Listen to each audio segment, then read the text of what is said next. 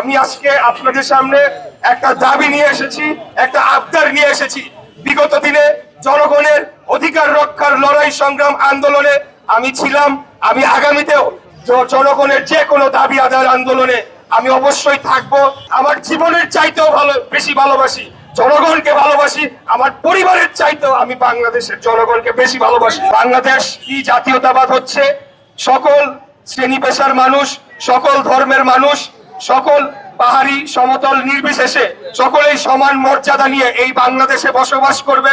সকলের সমান নাগরিক মৌলিক অধিকার থাকবে, কেউ কারো ব্যক্তি স্বাধীনতায় হস্তক্ষেপ করবে না এবং প্রত্যেক 5 বছর পর পর সরাসরি ভোটের মাধ্যমে বাংলাদেশের জনগণ তাদের নির্বাচিত জনপ্রতিনিধির কাছে রাষ্ট্র পরিচালনার দায়িত্ব হস্তান্তর করবে।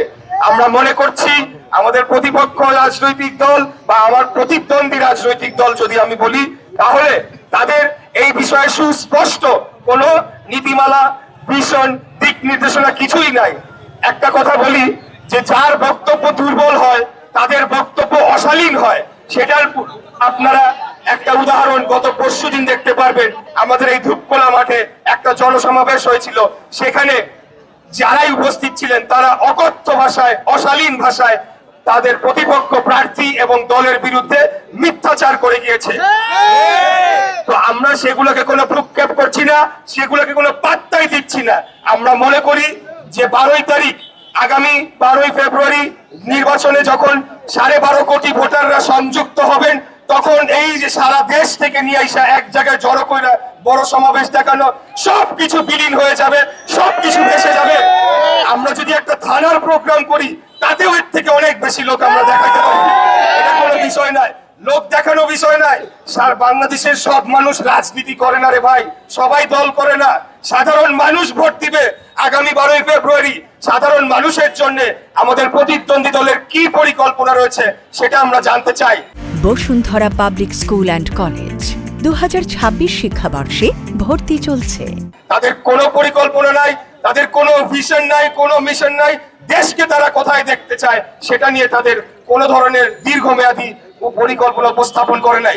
আমরা সুস্পষ্টভাবে বলেছি আগামী দিনে এই বাংলাদেশকে একটা বাসযোগ্য নগরী হিসেবে গড়ে তুলতে চাই, সকল মৌলিক অধিকার জনগণের নিশ্চিত করতে চাই, আমাদের নগরীর যে বহুমুখী সমস্যা হয়েছে সেগুলোকে নিরসন করতে চাই, দূষণ মুক্ত একটি আগামী দিনে বাসযোগ্য নগরী যেখানে আমাদের পরবর্তী প্রজন্মরা সুস্বাস্থ্যকর একটা পরিবেশে বেড়ে উঠবে, সেরকম একটা নগরী আমরা গড়ে তুলতে চাই।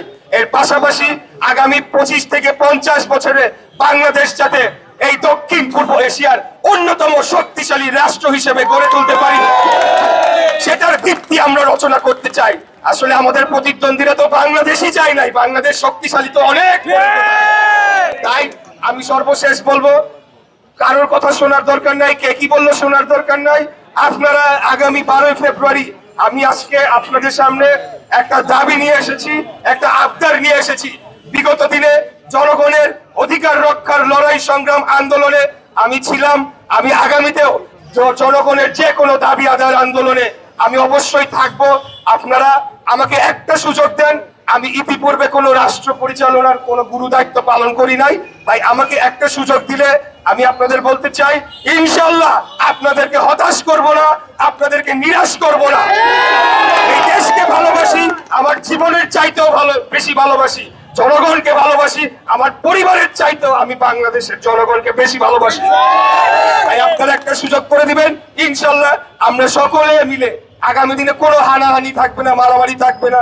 আমরা একটা গণতান্ত্রিক বাংলাদেশ গড়ে তুলতে চাই, যার মাধ্যমে জনগণের কাছে জনগণের ক্ষমতা ফিরিয়ে দিতে চাই।